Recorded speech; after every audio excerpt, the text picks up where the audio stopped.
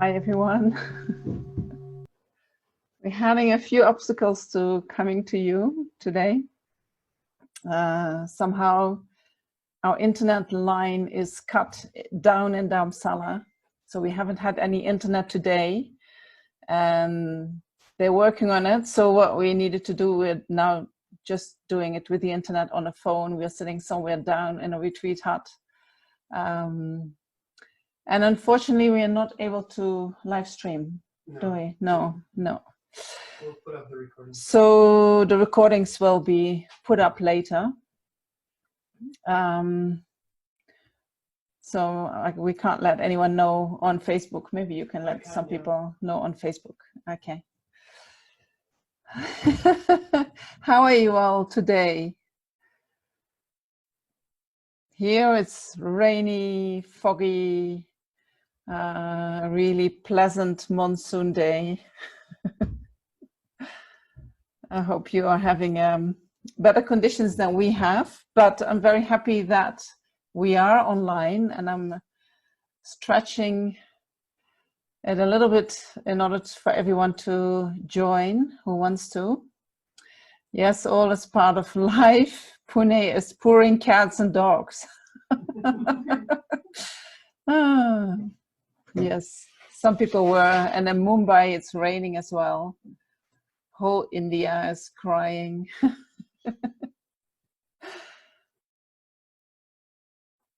Yes. Hyderabad is foggy. Lauderdale is sunny. Where is Lauderdale? Florida is very sunny today. Yeah, you're very lucky. But I think it's hot in Florida, no? Delhi clouds, no rain. Missouri is cloudy. Delhi is not too sticky. Goa is sunny. Wow. Love the forest scene. Yeah, we are really in a retreat hut in the forest. No pictures. We had no time to set anything up except me just in front of the camera. So that's what we have to do it with. Let me see. Recovering from the heat wave in Holland. I think you had a big storm with a lot of rain coming out. New York is sunny. Istanbul is sunny.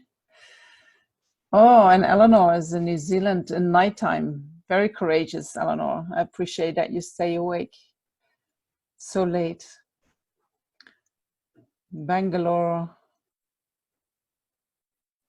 Sun has forgotten Bangalore. That means it's not sunny there. Kerala is sunny, pleasant weather in Dehradun. Wonderful. Okay, shall we start? Welcome everyone. Number 4 in a series of 6 sessions on becoming your own therapist.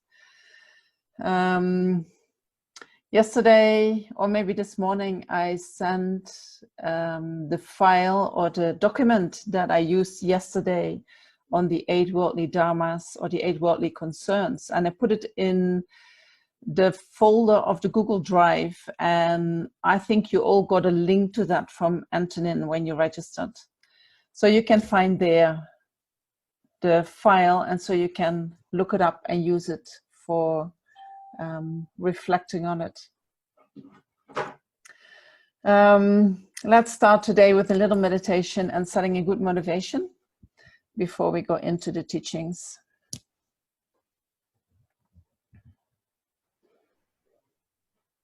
So make yourself comfortable.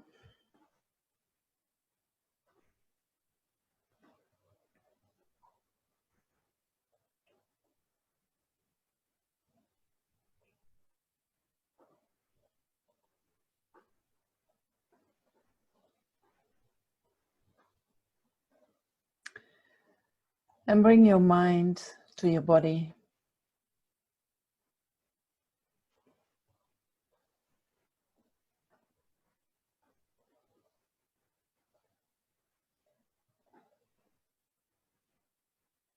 Letting go of all the thoughts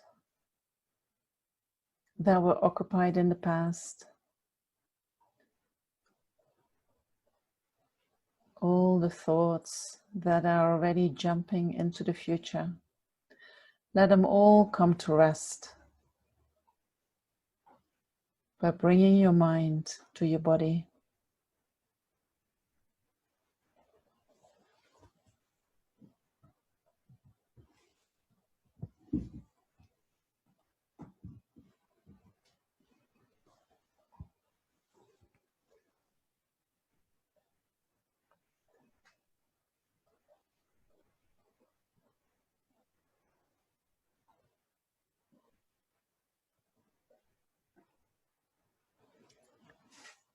When your mind is with your body, your mind is in the present moment.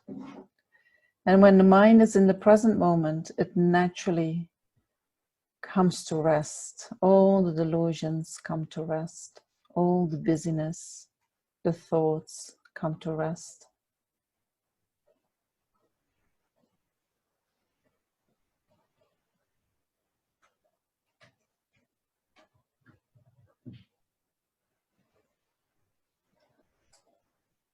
And when the busyness comes to rest, the mind becomes more clear.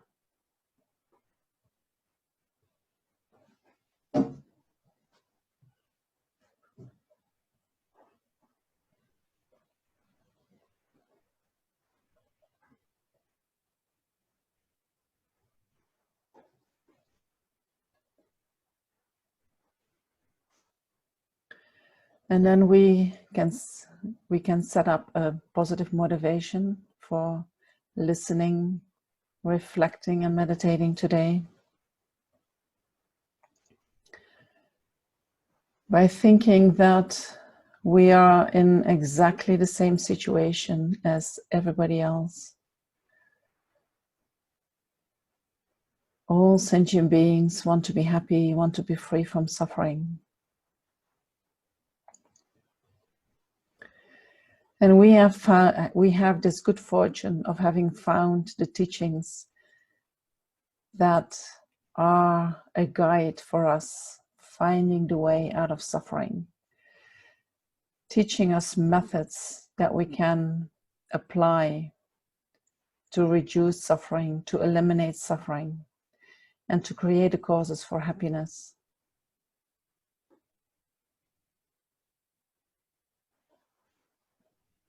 And so that good fortune has come about in dependence upon others.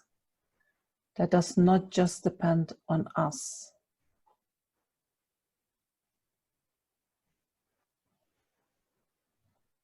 So then whatever benefit comes from our good fortune, let's dedicate that and use that for the benefit of all.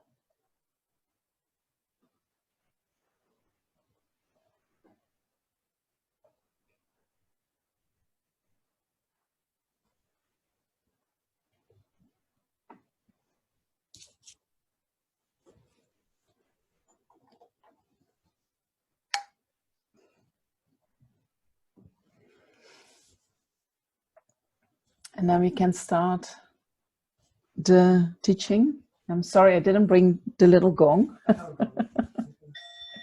Oh, there is the gong. Philippe has everything on his phone. He is taking care of the internet. He's taking care of the phone.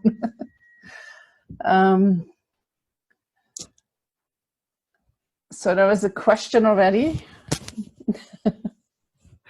Does the mind experience the self as a feeling? That can be. You know, that is an option. Sometimes when feelings arise in the mind, we say, that's me. Then we identify with the feeling as being the self. Sometimes we identify as the self, the one that is observing the mind. Sometimes we identify our attachment as being the self, or our anger as being the self. I am so angry. You know, then anger is the self. So we can impute self onto any aspect of the mind, any aspect of the body, and say, that is me. Right? And we're correct if we say that. Okay. So we will talk more about the self and how it exists and how it appears to exist and how we can work with the mind so that the self-grasping mind becomes less strong. We do that tomorrow. Okay. So today I'll start with a little recap from yesterday. So yesterday we spoke about conditioned existence. Conditioned existence means that under the influence of karma and delusions, we take rebirth. So we take rebirth in a body that is under the influence of karma and delusions. And then this body also produces constantly karma and delusions. So being under the influence of karma and delusions means that we lack freedom. It is the karma and the delusions that determine what happens to us and how we react, right? It appears to us as if we are free to make our own decisions. But I hope that after this course, you're going to see that actually it's your attachment and aversion that makes most of your decisions. So this lack of freedom, and due to that, taking rebirth in a body that is controlled by karma and delusions, that is what we call conditioned existence. And the root of that conditioned existence is that we grasp at a self. We grasp at the self to exist in a way that it appears.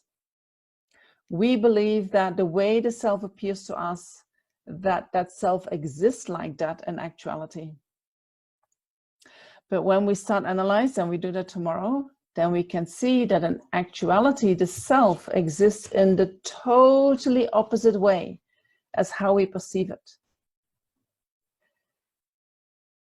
It appears to us as being a unitary entity, you know, a single thing, which is permanent, not changing, which is independent of causes and conditions, independent of the body, independent of the mind.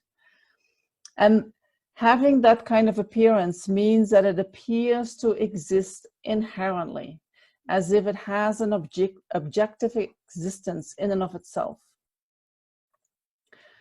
And we already saw that if we look for such a self within the body and within the mind, or even outside the body and the mind, then we cannot find such a self.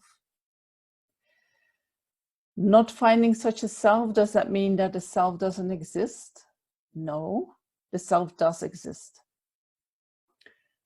Because I can talk about me, I can talk about the self, I can talk about I. So the self does exist. But the self, the way it appears to us as a permanent, unitary, independent entity, such a self does not exist. An inherently existent self does not exist. But conventionally, we can say, I exist, the self exists. So how does the self exist?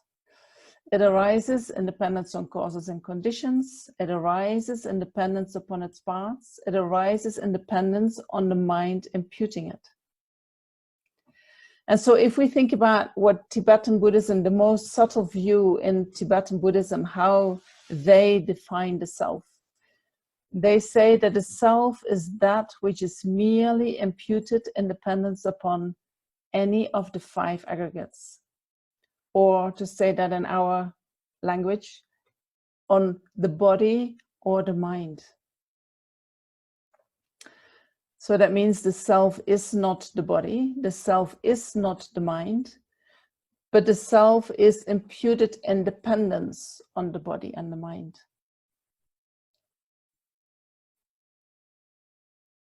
All right, so that means that conventionally I can call body and mind the I, but the body and the mind is not that I. The self is imputed in dependence on the body and the mind. It is therefore something different from the body and the mind. And so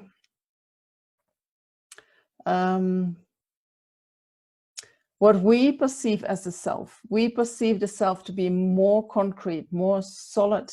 Sometimes even it feels like it is a substance, while in actuality it is extremely subtle.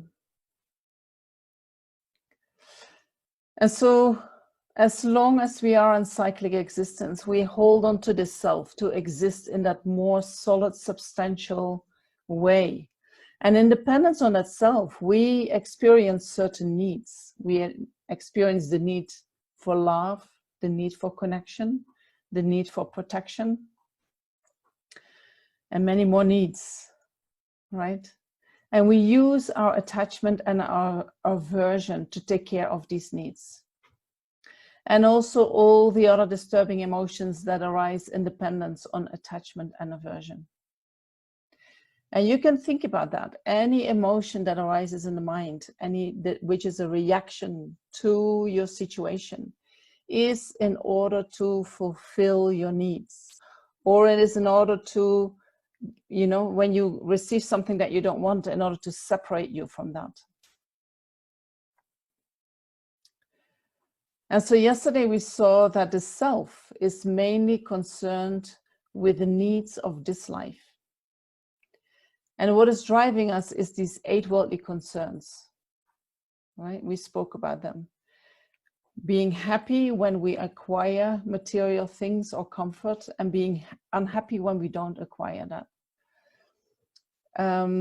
Craving for the pleasures of the 6 senses and not wanting the unpleasantness that we can experience in dependence on the 6 senses. So there was a question about what is the 6th sense? You know, I know the 5 senses, which is my visual perception, the hearing, the tasting, the smelling, and the touching. But what is the 6th one? That is the mental perception. So I can think about objects. And when I think about pleasant objects, or I can think about certain objects that give me pleasant feelings. Right? So then in dependence upon the 6th sense, I experience pleasure. All right, that was to address that question. So I already said, mentioned 4 of these worldly concerns, and then we had 4 more, which was that we want to hear interesting or beautiful sounds, ego-pleasing sounds. We want people to tell us how wonderful we are, and we do not want to hear the opposite.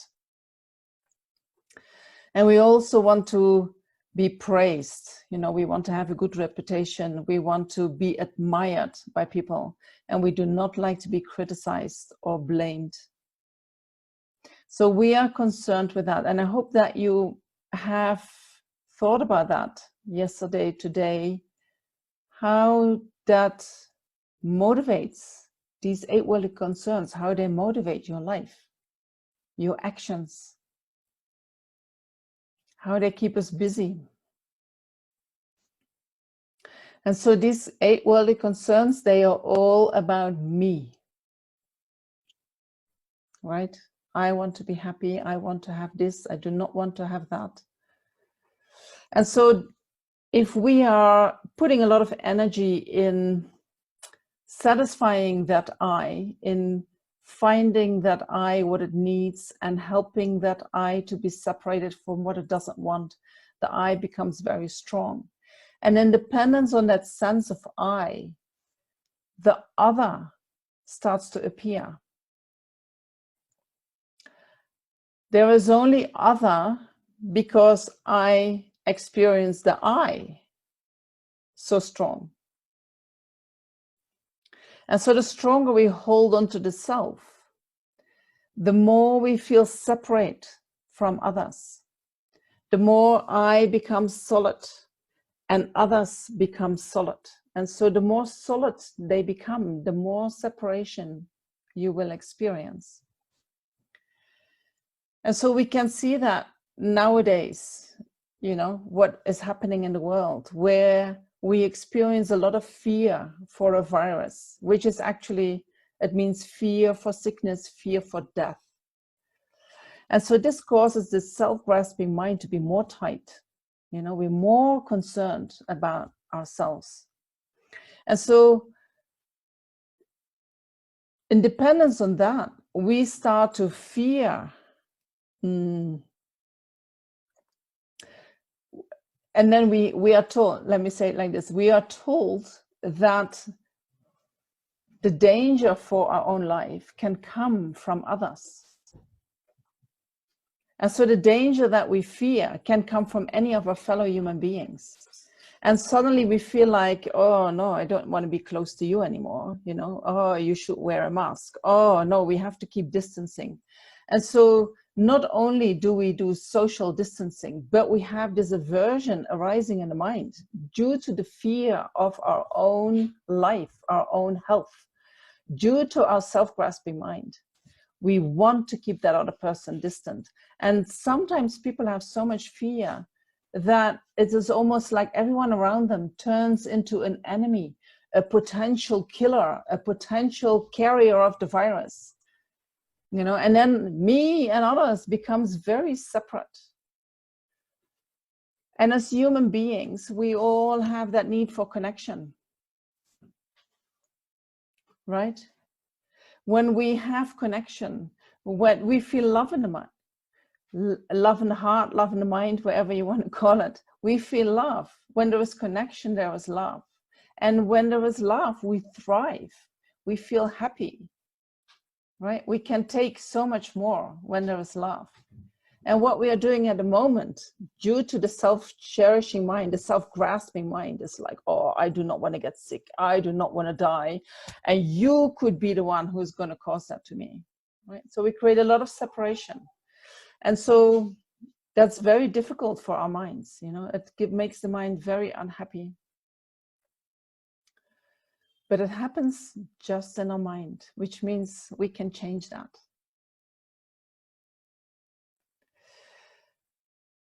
So in dependence upon that self-grasping, you know, the fear of me getting harmed, we also have the self-cherishing mind arising in the mind.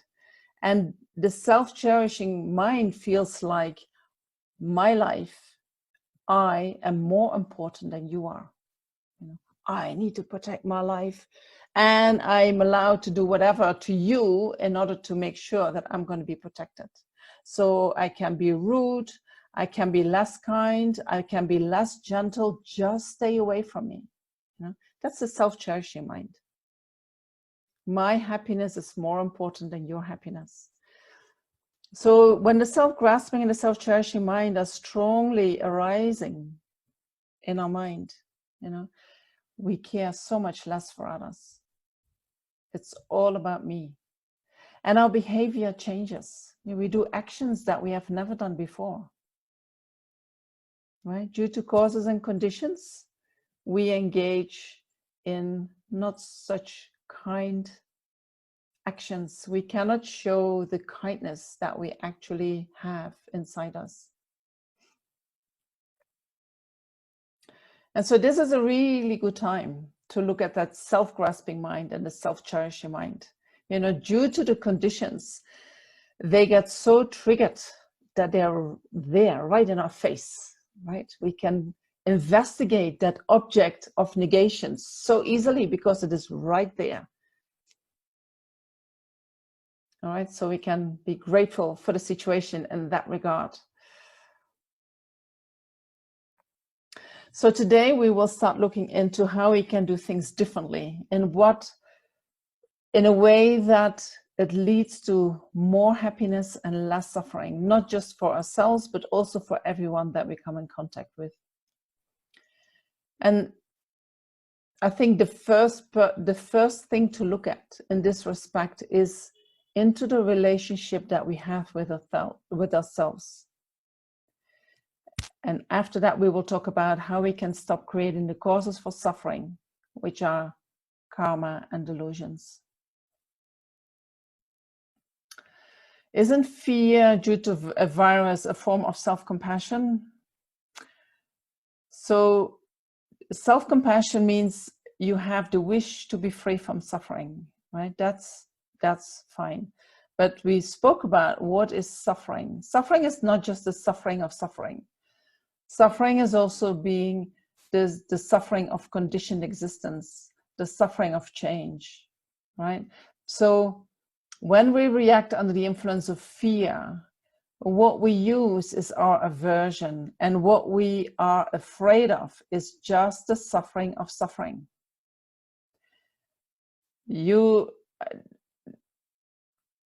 I don't call that self-compassion, I call that selfish. Sorry. And of course, you know, it is all right to protect yourself. But fear is not a good protector. Fear is often based on no reasoning at all. Fear is based on you have heard that there is a threat directly to you. But if we look rationally at what is going on, you know, how dangerous the virus is, you know, you have to say the chance that you get it is extremely small.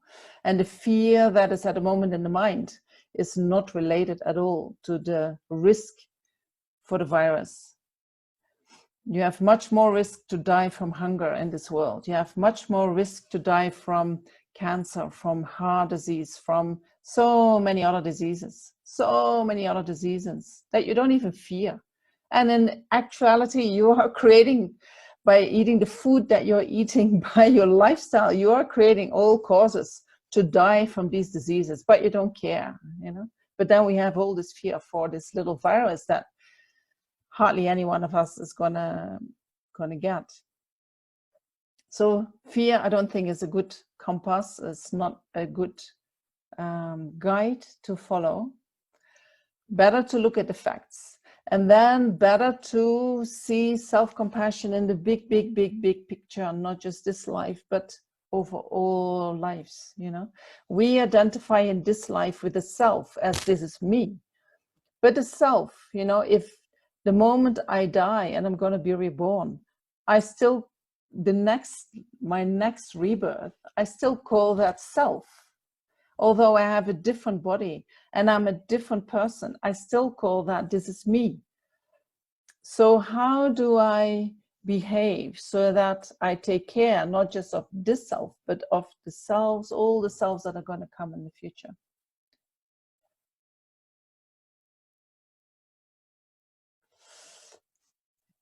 So then somebody says, if I'm right, Stephen Hawking was able to live only because of his attachments.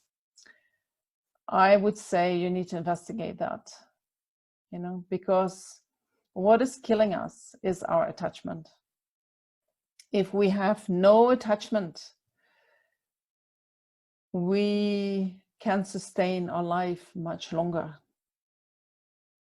It is attachment that makes us sick. It is attachment that eventually kills us. So I wonder, you know, I think attachment can be a motivator, and he lived so much longer than you could expect with somebody with his disease. So maybe there were other forces in his mind, you know, and he might have called that attachment to, I don't know, was it women or, but I think something else might have driven him, you know, which is not connected to attachment.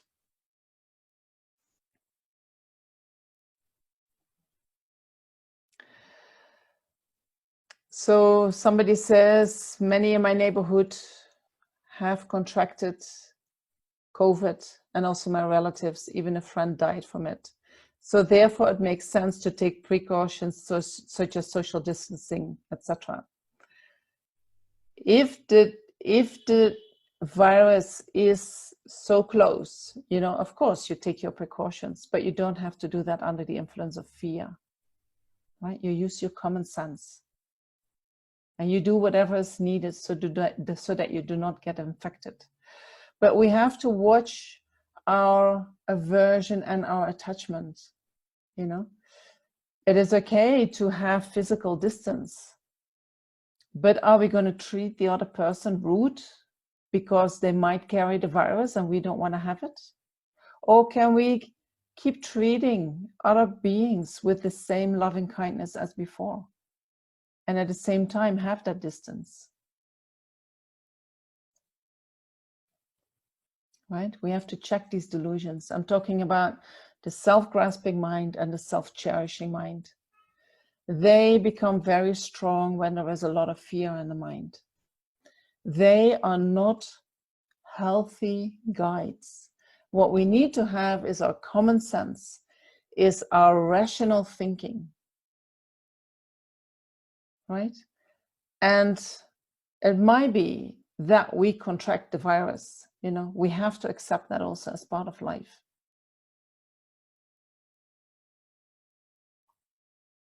Thinking that you can prevent this little thing and then you're going to be happy is, I think, I don't know, I don't really understand it.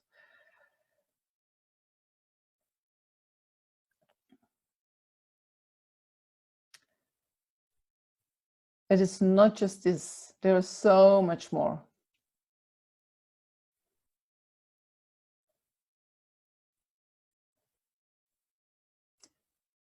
First, they create corona disease in the mind on the energy level out of fear, and then it comes into physical matter.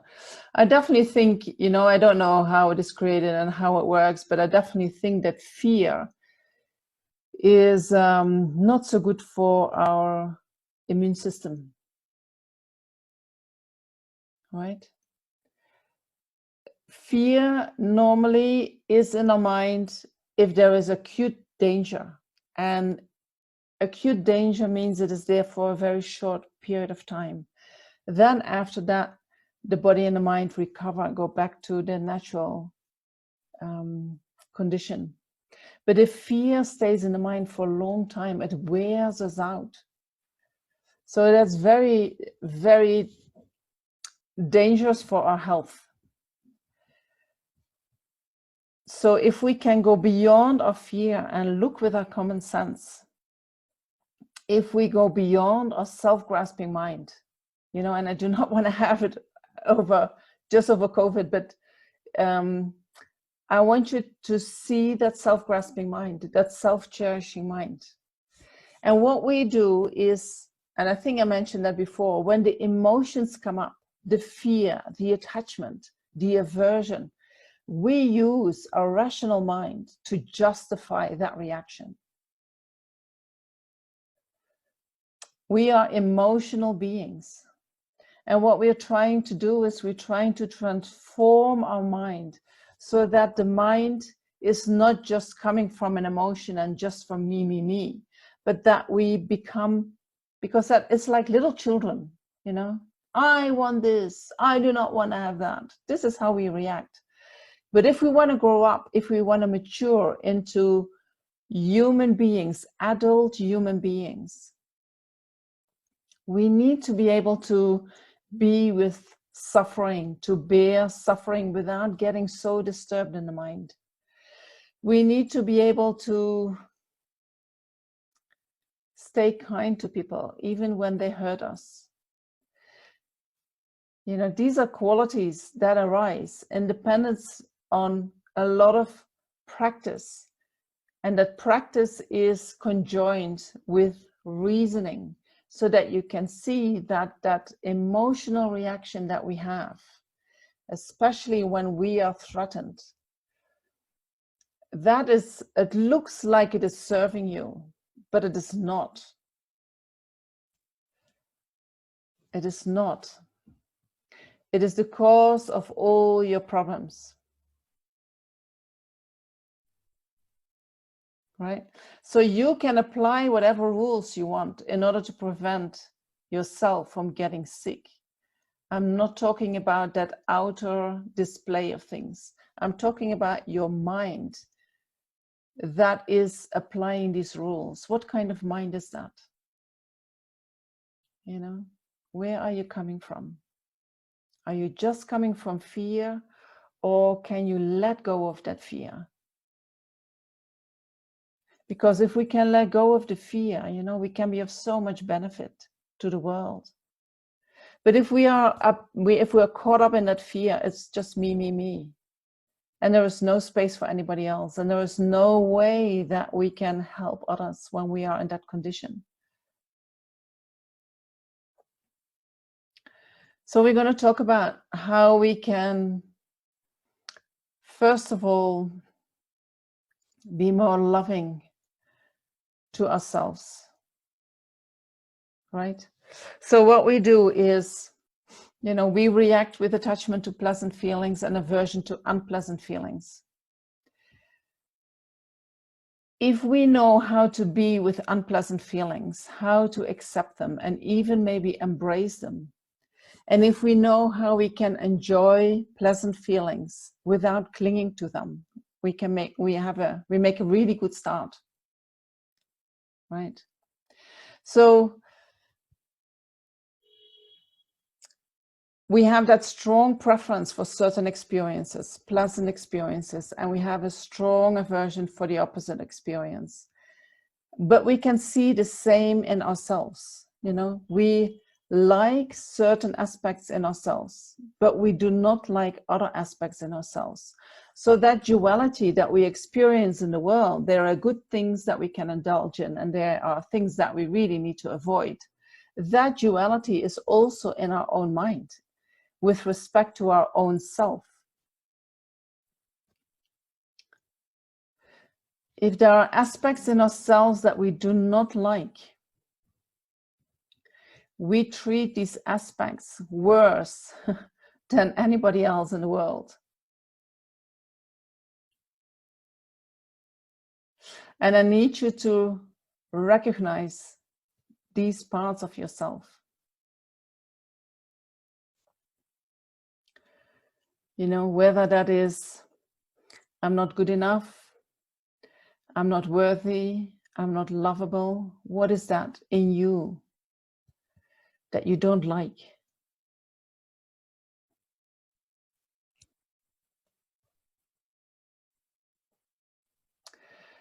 When I listen to students, most of them, some don't, but most of them have deep down inside something that they almost hate. And in Tibetan Buddhism, there is nothing written about this, about how you relate to yourself. And so when His Holiness was, I think it was in the 70s, he was giving a talk to Westerners. And somebody asked him a question and said, what do I do with that self-hate? And he said, what is he talking about? To the translator, he said, I don't understand. And the translator said, well, he's talking about self-hate. He said, what's that, self-hate? Well, when you hate yourself. And His Holiness was, hating yourself? Why would you do that? And so he said to everyone, who else is having such a feelings? And then almost everybody put up their finger.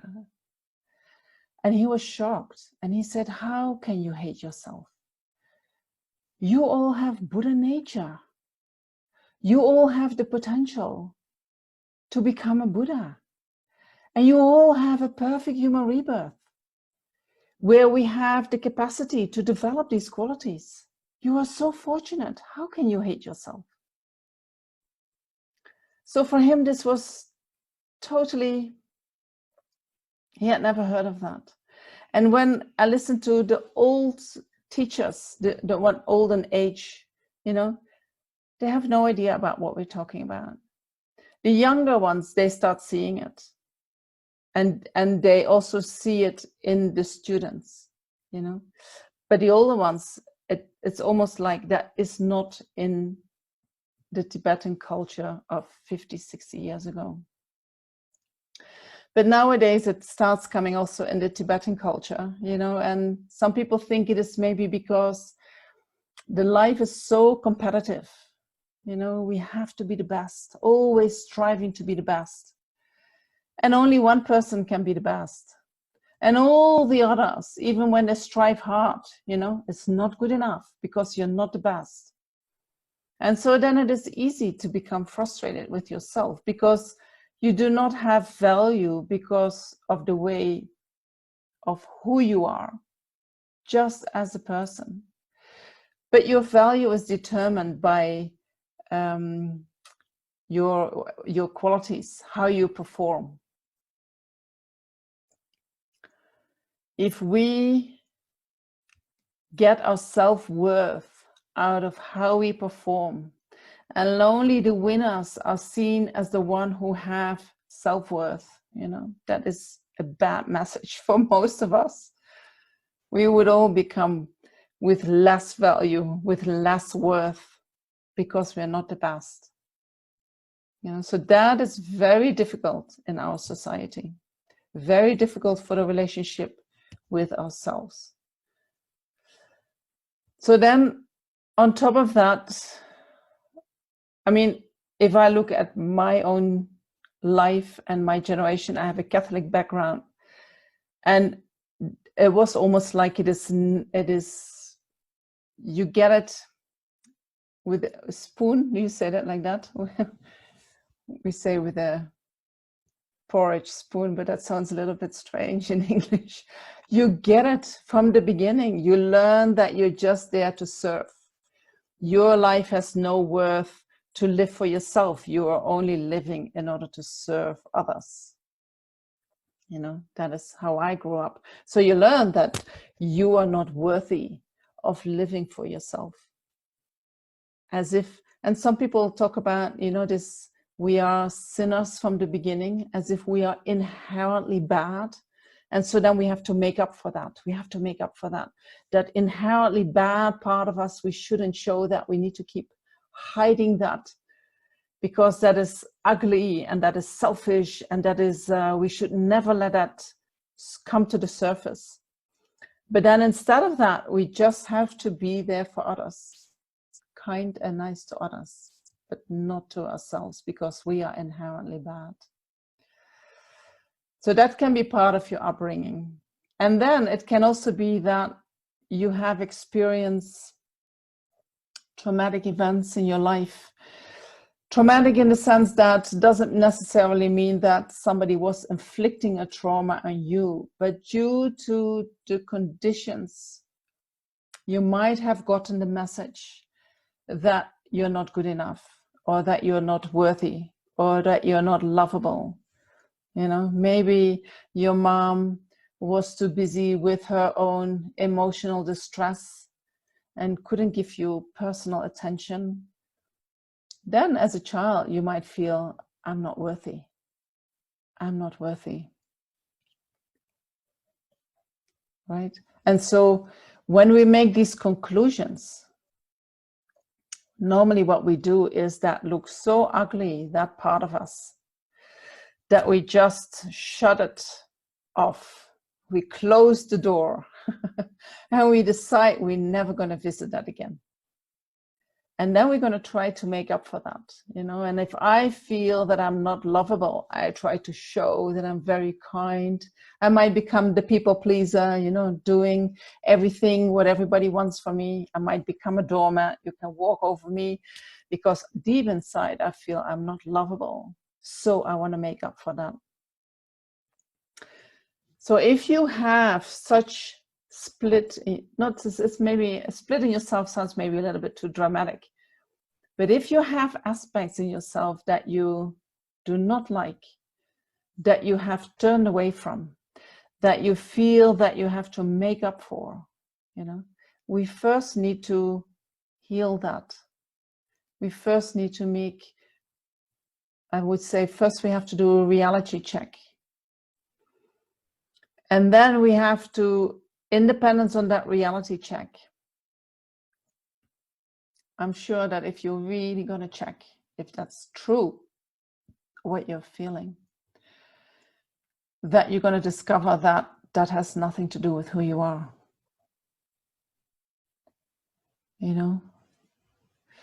These are beliefs that we adopt due to the circumstances. And these beliefs might be messages that we received from others, whether they were intentionally meant like that or not. And then we make them our own, and we believe that that is what we are. But I would say all these messages, they were coming from others in difficult situations.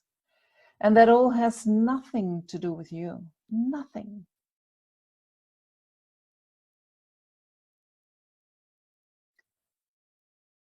But you need to investigate that for yourself. You know, that you really can see, oh, there is nothing that exists like not good enough or not lovable. Because it feels like there is really something there. But if you look for it, you can't find that. So then how do we relate to ourselves? I think whatever you feel, good aspects or bad aspects, they are just aspects. And why, you know, the reason why we judge something as bad is because we feel it is not benefiting me.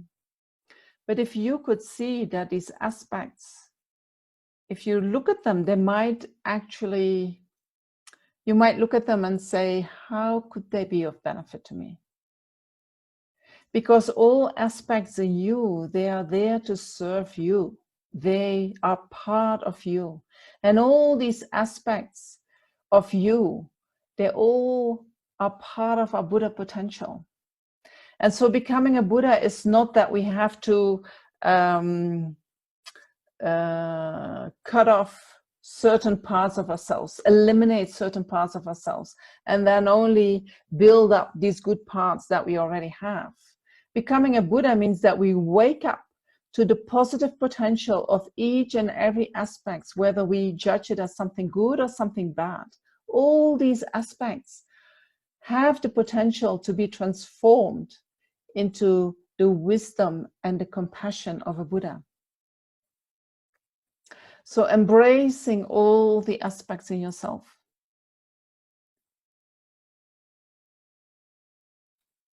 Being kind to all the aspects in yourself.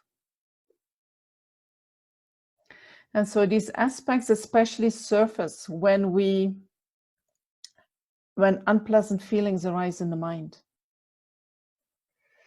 For instance, when we fail, oh yeah, you know, I never can do it good enough. Or when we do something stupid, or when we cannot live up to our own expectations, or if we don't get what we want, you know, we say, I would really, I don't know, like to have this job, and then we don't get it. You know, then we feel that we fail ourselves, and then we don't like that. You know, of course, when you don't get a job that you want, unpleasant feelings arise, but you don't have to make that personally. You don't have to start beating yourself up for that. But you should be with that unpleasant feeling in a loving and compassionate way, so that you can digest that disappointment in a way that it becomes a healing experience.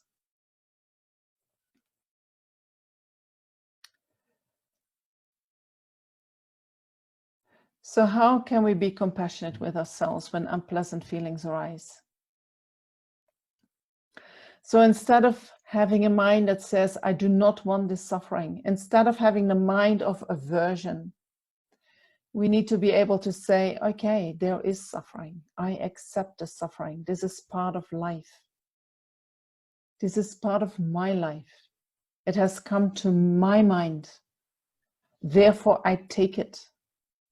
And so instead of running away, trying to suppress the feeling, ignoring the feeling, denying the feeling, instead of that, you stay mindful of the feeling and you observe what arises in your mind. And you try to be non-judgmental and accepting towards the feeling, towards aversion that might arise, towards yourself having this. You are a suffering human being. You know, if you beat yourself up while you're suffering, you suffer even more. And we want to be free from suffering. So first, put down the stick. Stop beating yourself up. Be present what is happening, acknowledge what is happening, and say, okay, this is on my plate. I have to take it. And then instead of beating ourselves up with, you know, oh, you're so stupid and you should have done it like this, and I told you, instead of doing that, we're going to talk kindly to ourselves. And we're going to say, wow, that feels really painful. And I know this is difficult for you, and I know, and you talk kindly. So that you can go through it, you know. You talk to yourself in the way that you would talk to your best friend who is going through a similar experience.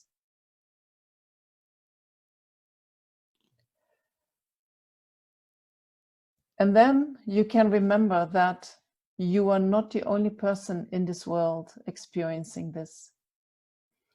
When we feel unpleasant feelings, and the mind becomes very small, and it looks and separated. It feels separated. And so then we might think, you know, you get this feeling, I'm the only one, poor me, you know. But if we can reach out to others and connect with others in the sense that we think, I'm not the only person experiencing this. So many sentient beings are experiencing similar things, or even worse. You know, I'm not alone in this. This is a human experience. This is not a personal thing. This is just on my plate today. Me as a human being living through this. And so these are the three aspects that are in the psychology described as being part of self-compassion: being mindful, developing kind self-talk, and remembering that we are not alone. And so if you want to know more about self-compassion, there is a website called www.selfcompassion.org, where you can find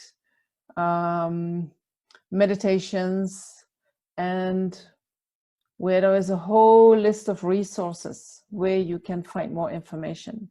And you can also find a book written by this. So the website is connected to Kirsten Neff, and she has written a book on self-compassion. And last month or the months before, I did a course on self-compassion, becoming friends with yourself. So you can also watch that on YouTube if you are interested in that. Unpleasant feelings are the result of negative karma, of having done harmful actions in the past. And so if we do not allow these experiences to surface, but instead blame ourselves for having these feelings, you know, being angry with ourselves that we are experiencing this, we might become depressed, where it's like a kind of suppression. So in order to break that cycle, it is important to sit with the feelings while holding yourself in loving kindness. You know, allowing to feel what you're feeling. And at the same time, you tell yourself, may you be well, may you be happy, may you have everything you need, you know, and you try to generate the feeling of love from your heart, and you shower that over yourself. And then if you practice like that, your negative feelings will arise and then dissolve back into the mind, and then they're gone. And then slowly you can come out of your depression. So if you Google self-compassion, there is a question on where can I find it on the internet. You Google self-compassion and it comes up, you know. So the website is called www.selfcompassion.org. And there you can find all the resources.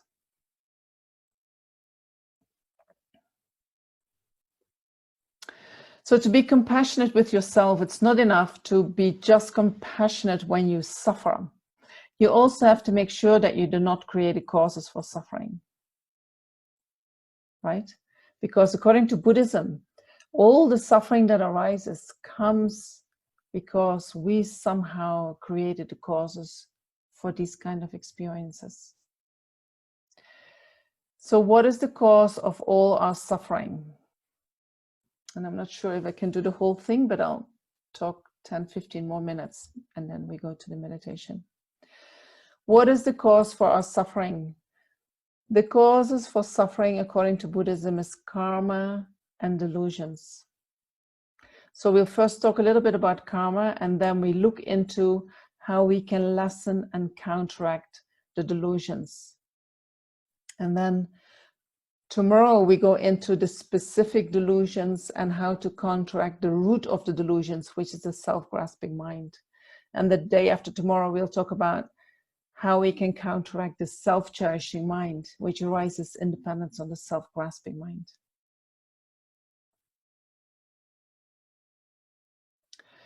So if we want to know what is self-compassion and what is selfishness, when are we selfish? Compassion is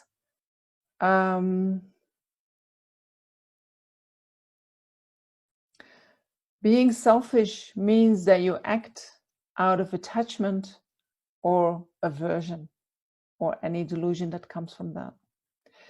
When you practice self-compassion, you actually do totally the opposite. When I'm selfish and unpleasant feelings arise, I react with aversion. I do not want to feel it. If I'm self-compassionate, I say, give it to me. I'll digest that feeling. I created the causes for that. I take it. And when pleasant feelings arise and I'm self-compassionate, then I'm not going to run after more pleasant feelings, but I enjoy the pleasant feeling fully. And then I know, due to what we're going to talk about now, how to create causes for more pleasant feelings to arise in the mind in the future. So it looks like a very fine line, you know, but I think it's a very thick line between being selfish and being self-compassionate. Selfish is always a self-grasping mind, always the delusions. Self-compassion doesn't come from the delusions. So let's talk a little bit about karma. Karma means that every action has an effect. And we have seen that our way of finding happiness is following our feelings. So Buddhism says feelings are actually the result of actions, the result of actions that we have done in the past. And when we cling onto feelings, you know, feelings is a result of actions done in the past. And then what we do is we cling onto them. And by clinging onto them, and that clinging can be either I want more of this or I want less of this, we create more karma. And by doing that, we create the causes for more future experiences.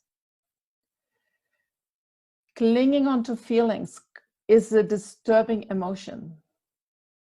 And every action that we create under the influence of disturbing emotions has a suffering result.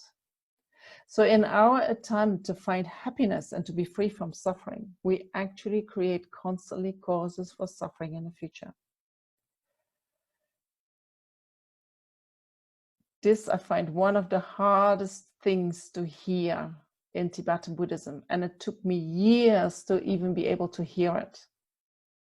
That cannot be true. That cannot be true. I'm not harming anyone if I do this, you know, nobody sees what I'm doing. How can, but it is coming from attachment and therefore creating causes for future suffering. So how does karma work? So I have an intention, I have attachment or aversion in my mind, and I act upon that. That intention causes an imprint in our mind, which then in the future will result in a similar experience. And karma can ripen in 4 ways. Karma can ripen in the sense that we take a rebirth, you know, and at the moment, having a human rebirth is the result of a huge amount of positive karma. So we had something really good ripening at the end of our last life. Our actions can also ripen in an experience similar to the cause, which means if I hit somebody, I create the causes for, at a certain point in time, to be hit back. Right? Something can come back to me in a similar way as that I have given it out, that I have put it out. Karma can also ripen in an experience similar to the action, which means that if I engage in an action, for instance, I have no money anymore, and the only way that I can see what I can do to sustain my life is I'm going to steal money, and I steal money and I can buy food for that, and somehow I feel relieved. Right? But that also creates the cause for repeating that action and repeating that action. And so then we create a habit of saving ourselves in that way. So we can create an habit for negative actions. And these negative actions, they're going to ripen in suffering experiences in the future.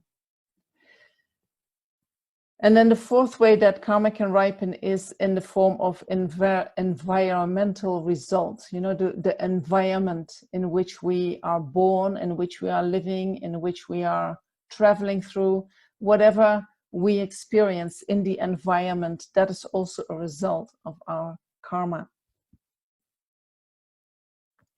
So when we analyze the experiences that we have in life, whether what is coming to us, or when we investigate our mind and see the tendencies that we have in our mind, or when we analyze our environment, we can kind of understand our karma, you know, and we can understand where we're coming from and where we're going even more. You know, how our mind works at the moment shows us where we're going in the future. So in Buddhism, instead of being obsessed with feelings and following our feelings, we are more focused on the actions. Feelings is just the last little bit, the result of actions. So there's nothing to gain from holding on to feelings except you create negative karma. But when you instead focus on your actions, you actually can plant seeds again and again and again for future results, for future experiences. So then if that is true, we have to think what kind of actions create suffering. And so the actions that create suffering are non-virtuous actions, actions that are harmful to ourselves, that are harmful to others. So whatever we do to others will eventually come back to us. And so then in order to prevent suffering, we need to abstain from harmful actions. All harmful actions of body, speech, and mind. So negative actions means harmful actions. It's not that there is anyone out there judging, like, well, that is bad. No, when you do a negative action is defined as that what is gonna lead to suffering. It is negative because it's gonna lead to suffering for you.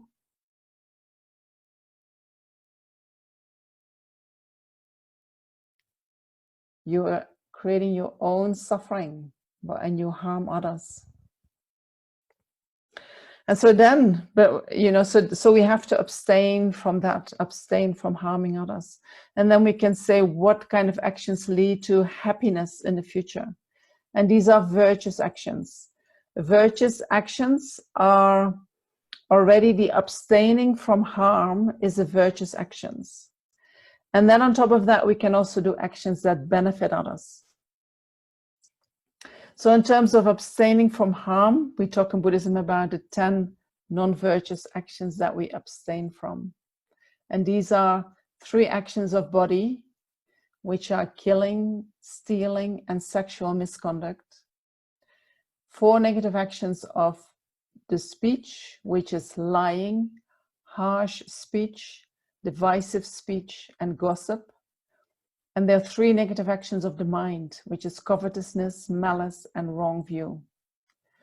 So you can find these 10 non-virtuous actions in any Lam Rim book.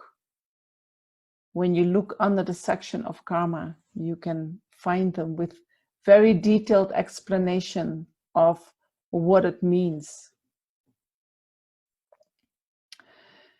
And so benefiting others, the causes for happiness, is when we save or protect the life of other beings, when we practice generosity, and when we maintain pure sexual conduct, when we do not engage, when we stay loyal to our partner. That's the main one. And in terms of speech, by talking sincerely, truthfully, and directly, by making peace between people that hate each other, by talking calmly and gently, and by talking about meaningful things. And in terms of the mind, we create virtuous karma, we create positive actions by cultivating an open and generous mentality, by cultivating love and goodwill, and by cultivating a correct view of reality. And so cultivating virtuous actions of body, speech, and mind means that we act out of love, out of compassion, out of generosity, that we have moral conduct, that we have patience. And once we start doing that, the beauty of this is, once we start doing that, then whatever we wish for, you remember this list on the left side, on the blue list, what we are craving for, these things will come to us automatically. We do not have to run after them with our attachment. We create the causes for them so that they come to us due to our karma. They are a result of our karma.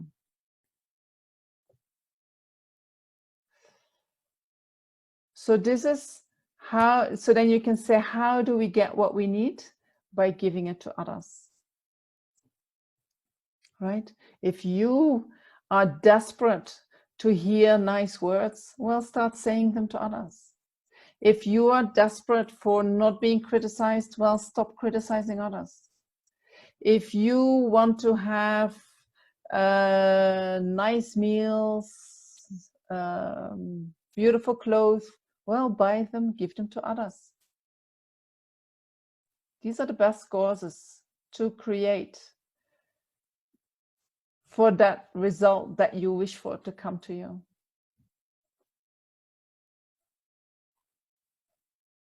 All right. So I will talk about how we can counteract the delusions. I'll start with that tomorrow. I want to do a little bit more, but that's going to be too late. I prefer to do a few questions.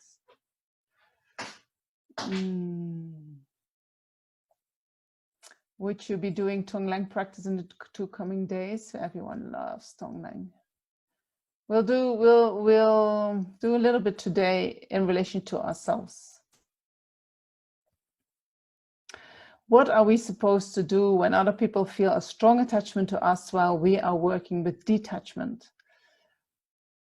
They see our absence or our detachment as painful as they cannot understand where we are at. So detachment is something different than non-attachment. Detachment almost comes from an aversion, while non-attachment, we can be non-attached and at the same time very loving and compassionate towards others, actually even more.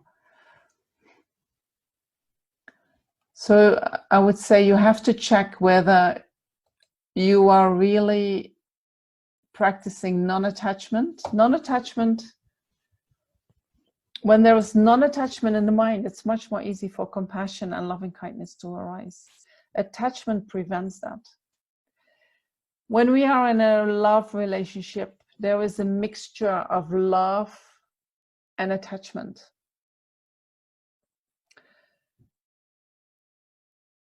If the attachment is very strong and then after some time starts to disappear and there is not much love, it's going to be difficult to continue that relationship.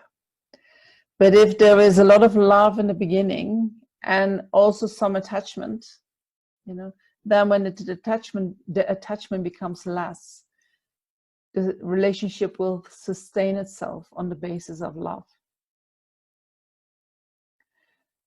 So love is focused upon wishing your partner to be happy, while attachment is focused upon, I want to be happy, and you have to give me that. And so that needs to be at least in balance, but you would like the love to be more dominant. The more love, the better the relationship.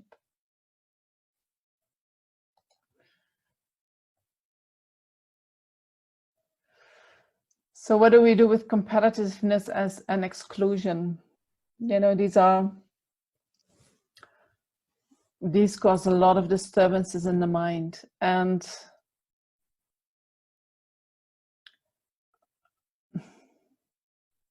you know, we cannot change anything what other people try to impose upon us or upon the group that we are part of. But what we can do is we can create a relationship with ourselves in which we value ourselves for who we are. Not because we perform, not because we have certain qualities, not because anything, but just because we are a human being. And as a human being, we are worthy of respect, of love, of compassion. And when you can really feel your value on the basis of just being a human being, then competitiveness and exclusion is not going to hurt you so much. And it might be that you think, oh yeah, they're doing it again, you know. And you need to see that they are hurting themselves.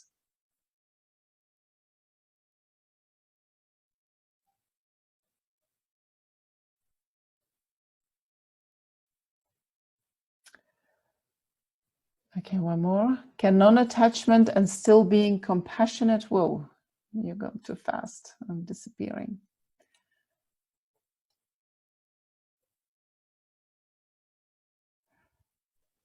Where was it?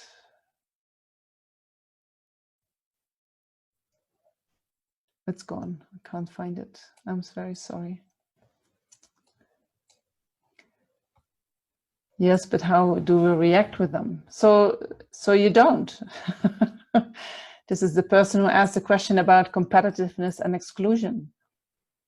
You do not want to be reactive to them. If you feel your own value, you do not react to them. Then you can say, can I do something for the community that is imposing this competitiveness and exclusion upon its members? Maybe you can do something, but I think you need to come really from that you are good enough in yourself without having to perform in any way. And if everyone excludes you, that you do not exclude yourself, that you do not abandon yourself, but that you hold yourself. Exclusion is extremely painful. And you need to be able to withstand that pain before you can be of benefit in any way. All right. So I think in the course that I did on self-compassion, I talked more about how to create that foundation in yourself.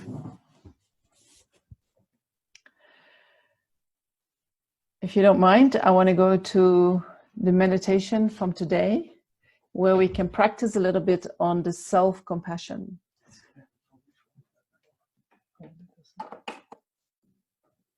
Before the battery in the phone dies, Philip needs to connect that. There we go. Is it going? Yeah. Okay, wonderful.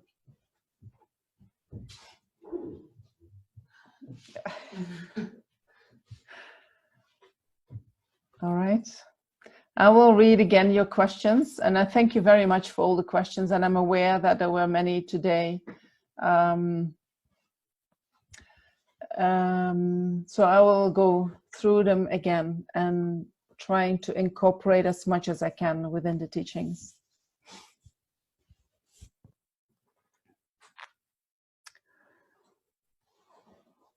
Okay.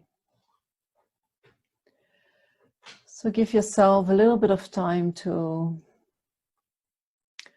let go of all these words that you have heard.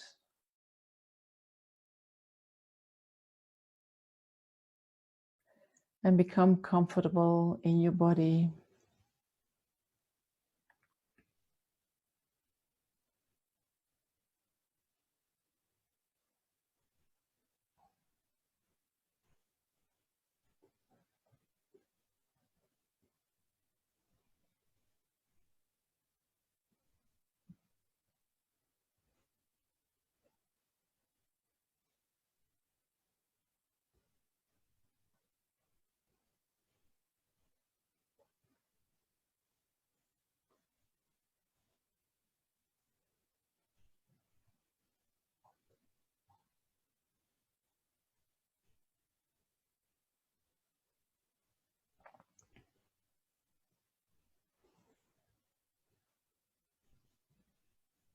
Your mind is present with your body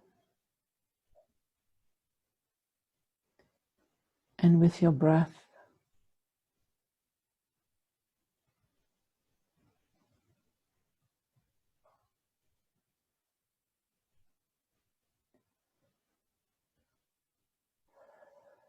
And it might be helpful to breathe in and out deeply a few times.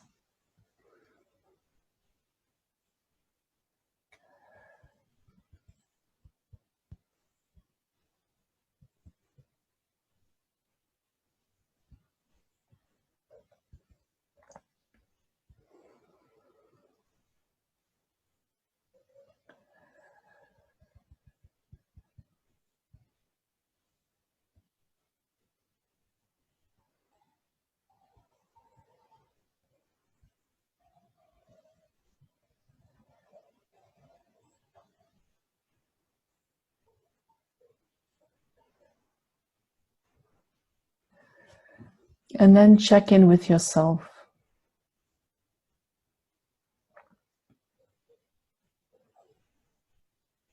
How are you feeling towards yourself?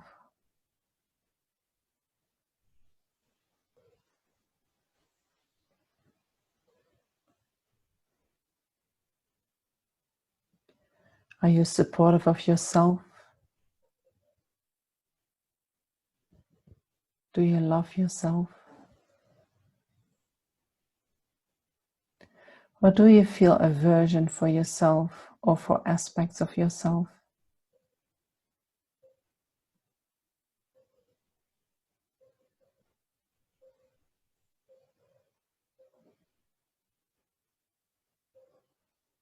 How is it to be with someone who is giving you such feeling?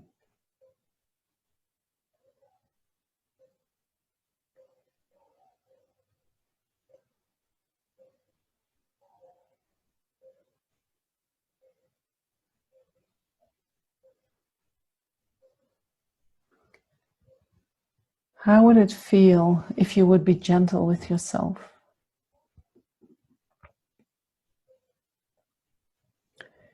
If you would listen to yourself deep, deep, deep inside. If you would understand yourself.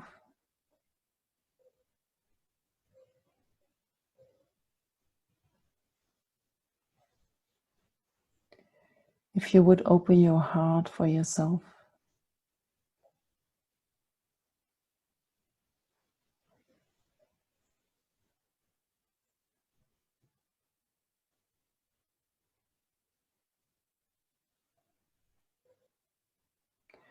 How would it feel if you would see and acknowledge your inner goodness?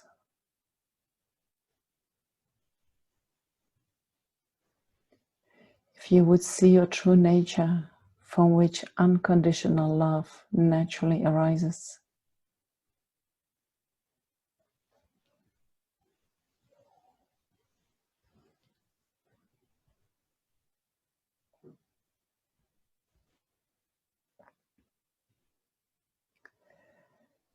Imagine yourself in a sphere of light, in which each and every aspect of you is accepted and appreciated.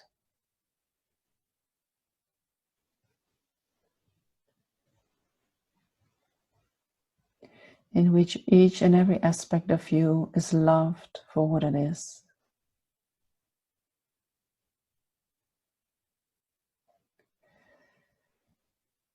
Every part of you is good.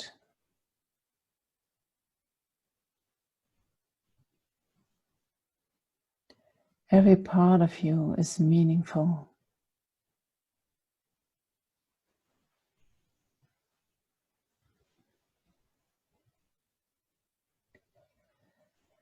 Every part of you is an essence made of light.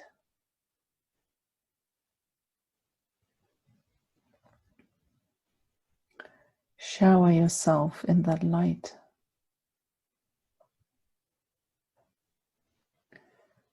Let it cover your whole being. And let it penetrate every aspect and every layer of your being.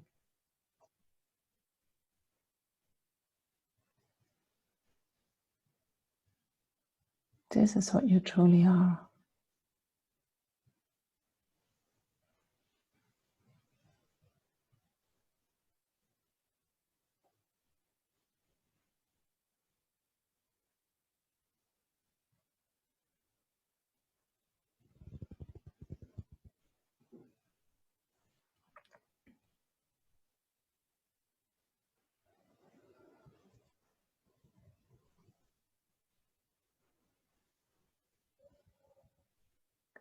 From the sphere of light, bring to mind a problem that is troubling you. There can be something that recently happened to you or something from the past. And you might want to start with a small or medium-sized problem rather than your biggest one.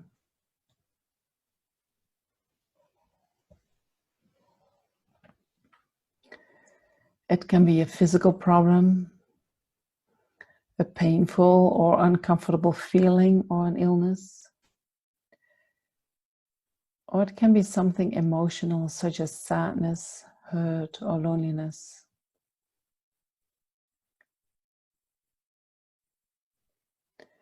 Allow the problem to arise in your mind and feel how painful it is.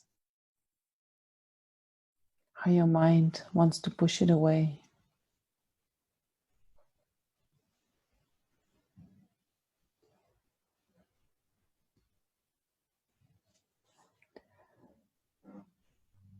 Talk kindly to yourself.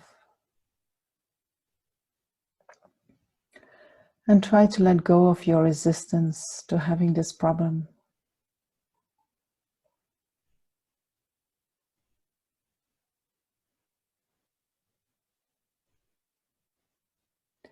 When you breathe in, visualize that you accept the problem. You allow it to come close.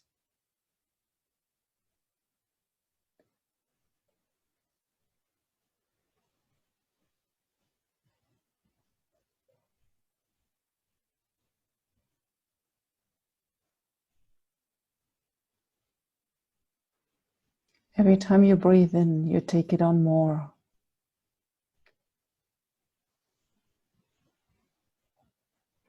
And some people use the image that this is actually a gift. This is going to help you to become more you, to connect more with your potential of wisdom and compassion.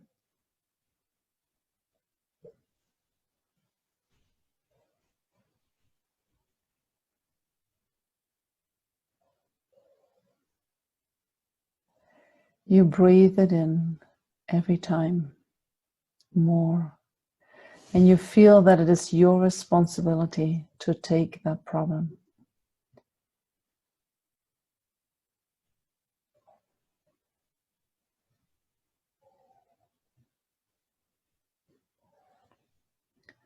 And then think, I'm not the only person in the world experiencing a problem like this. There are many others. And think of other people who may be experiencing the same or a similar problem, some to even a greater degree than yourself.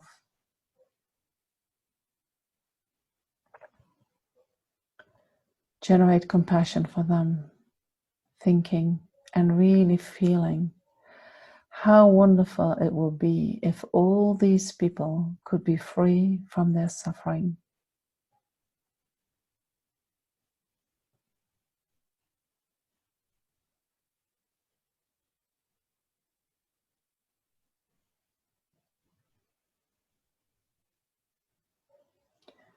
And then you decide that you take on your own experience of this problem with the compassionate wish that by doing so, all those other people will be free from their suffering.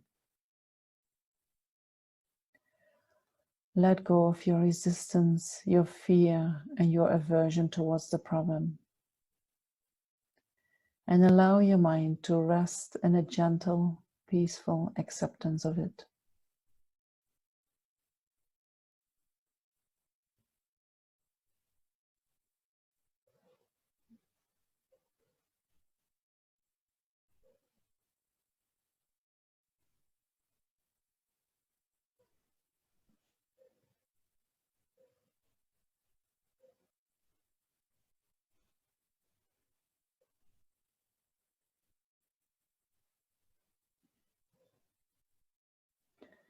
By me taking on this problem, may all others who are experiencing similar problem be free from all their suffering. And every time when you breathe in, you take on more of your problem.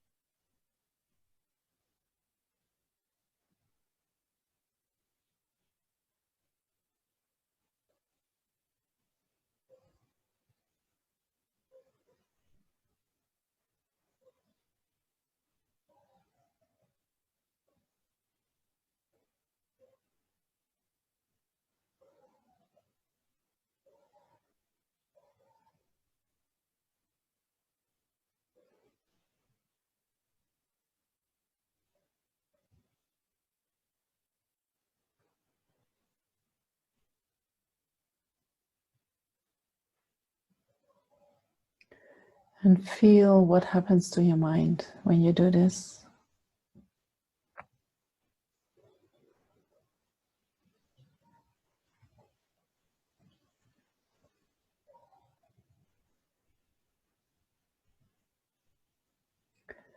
Does your mind relax?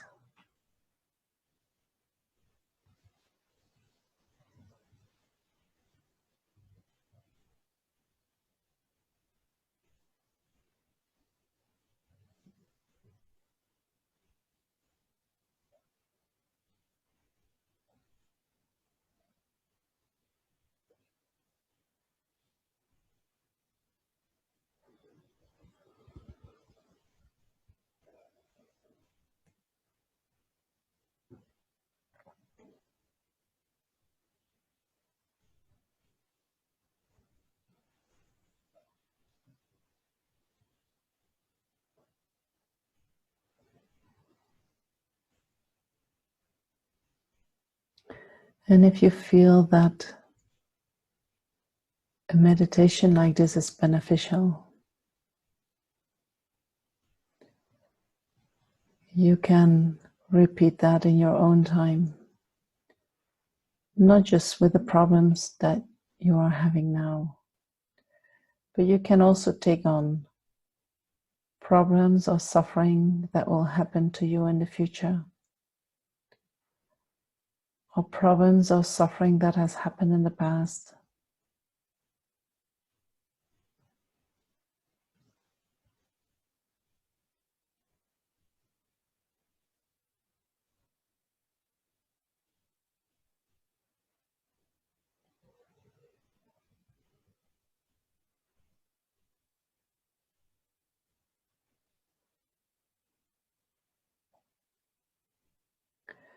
By taking on the problems,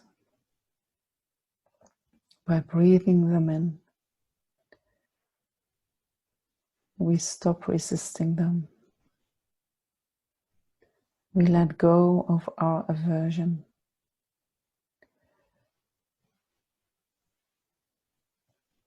And once we let go of the aversion, we experience that feeling fully. And once it has been experienced, it is gone forever.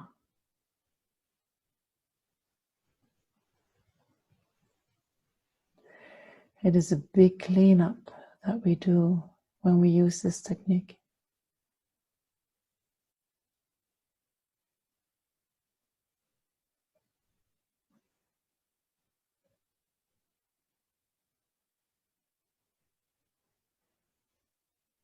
And we make peace with whatever has happened in our life or is happening in our life.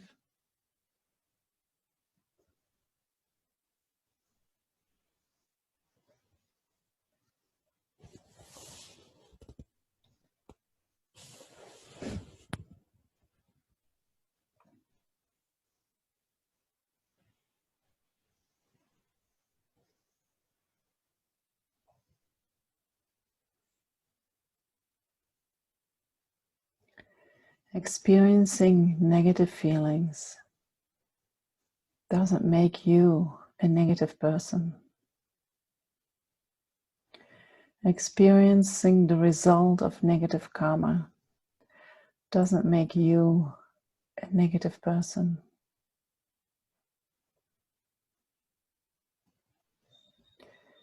We have all done all the negative actions possible in the past. And so then sometimes causes and conditions come together and we experience the results of that.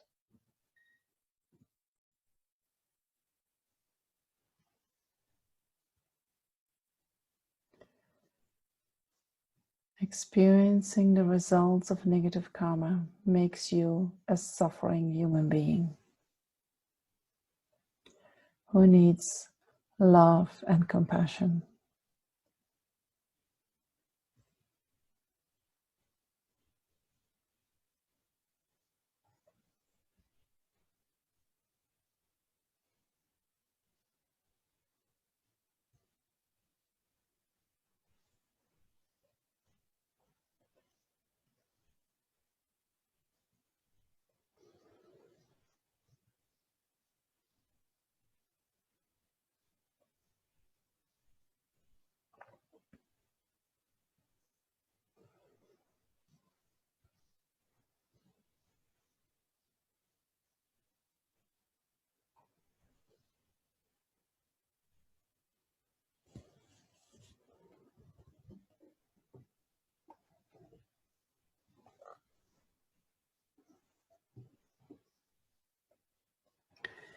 And then we can bring this meditation to a conclusion by dedicating all the merits that we have gathered from this meditation, but also from listening and reflecting on the workings of the mind.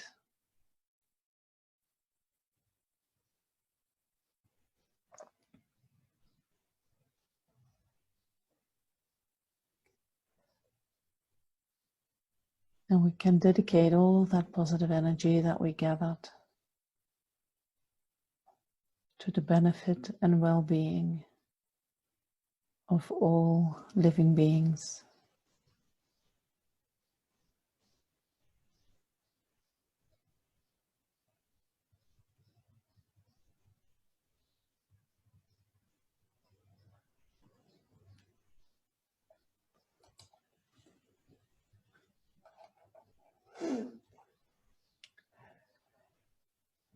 And then I want to thank you for being here.